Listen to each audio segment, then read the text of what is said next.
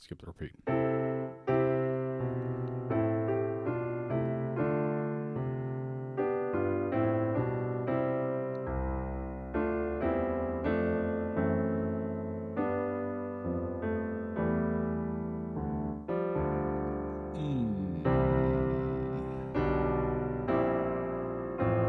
Oh, nice.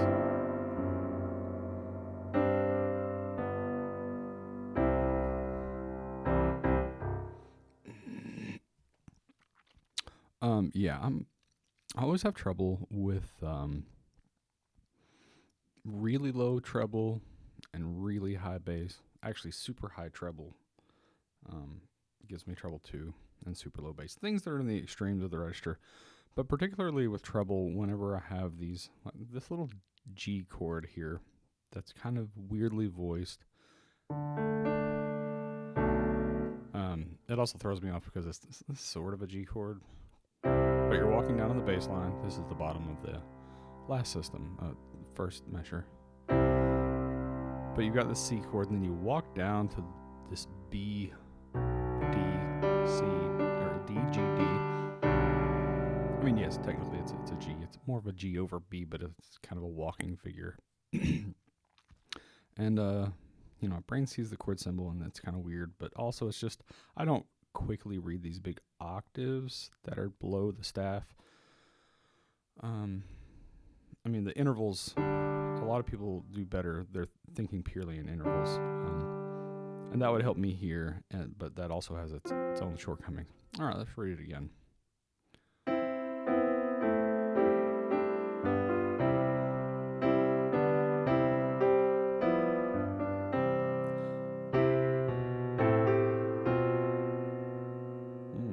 Starting there.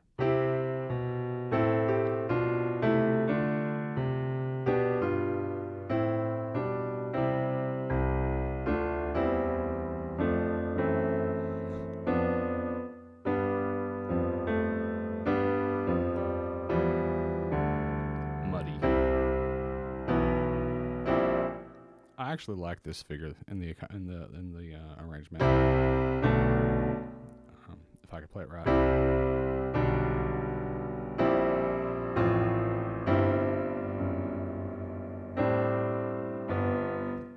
And there's a little turnaround that I didn't play the first time. But yeah, I am having a little trouble reading that bar. Let me give that a little shot.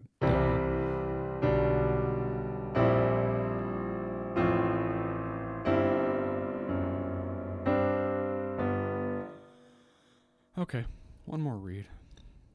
I guess I'll take the repeats this time.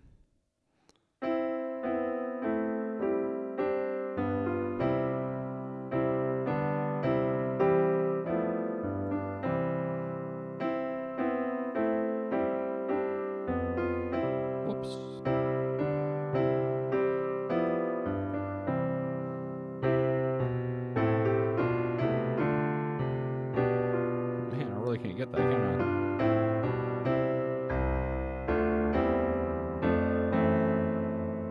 I need a better fingering right there. And I keep missing that. Okay.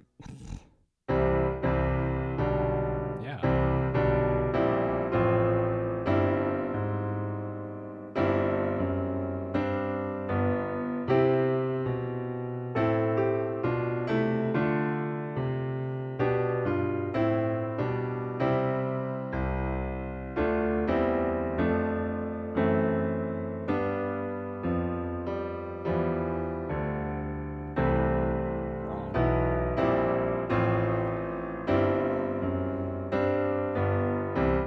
So, one thing I would point out, a trick that I have for some of these octaves, and this is one of those intermediate sort of intermediary tricks that you use to help you make, I guess, jumps. They're not really jumps, but I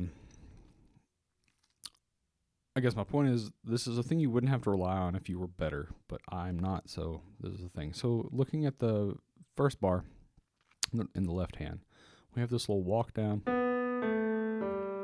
What I do there is whatever finger I end up on, it doesn't matter. I switch that finger out. Right now it's 3. I'm switching it out for 1 and then I can feel the distance of an octave in my hand, so I'm ready for that. Now, this last time that I was reading it, I didn't do that, and I was on 3, and I just tried to make the jump. I got it that time, but I missed it when I was reading it earlier. Now, if you're better, then you don't need to do that. And eventually with time, you'll get to where you can just from anywhere jump and you'll be fine. But I'm so much more comfortable hitting octaves that way. And, if you can make that work, there's no reason not to do that. So that's a good way to do that. And there are a couple other places I think that ended up happening where, let's see, I think in the Gloria part, second system. So let's see.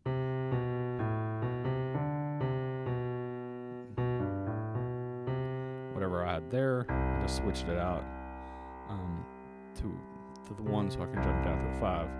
And then I never did get a good fingering for this. I think I was putting a 2 on the F sharp, but then I really wanted some way to smoothly getting these octaves, and I could not quite get it.